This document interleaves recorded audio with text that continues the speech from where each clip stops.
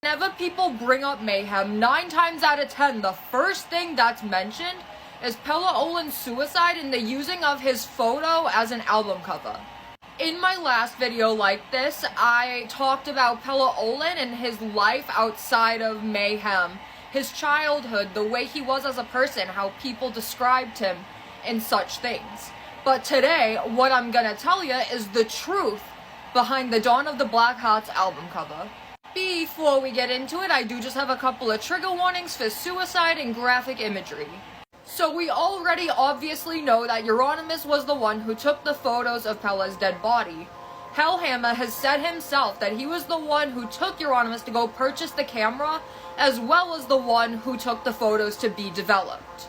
Hellhammer was one of the only people that was supporting Euronymous in any of this, as many people began to lose respect for him and grew to really dislike him because of this, and even was the reason that Necrobutcher distanced himself and left the band up until Euronymous died. After he took these photos, Euronymous told everyone that he wanted to use the photo for the album cover of Mayhem's next album, but Euronymous never actually was able to do that before he passed away. Euronymous sent several copies of these photos out to the select few people that he felt were worthy of owning these photos. The rest of them, however, were found in Euronymous' room by his dad after he had died, and all of those were destroyed. One of these copies was sent to a man known as Mauricio Montoya of Colombia, and he was the label owner of War Master Records, and in 1995 he released Dawn of the Blackhearts, and this album is a live bootleg of their show in Sarpsborg. As you could probably guess, very few of these were actually pressed.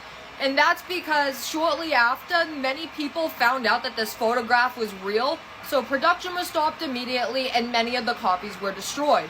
It's said that around 300 copies were produced and about half of those were destroyed immediately. In 2017, Mayhem finally earned the rights back to the recording, and they re-released it later that year under Live in Sarpsborg with a different album cover. There are other companies that have released bootlegs of Dawn of the Blackhearts, but very few of the originals still exist. Pelle's younger brother, Anders Olin, now owns the rights to the photograph, and he asks that fans stop sharing the photo and circulating it, as he comes across it quite often online. I couldn't imagine being him or any of Pelle's other family members and having to see that photo constantly online and be reminded of that almost every day.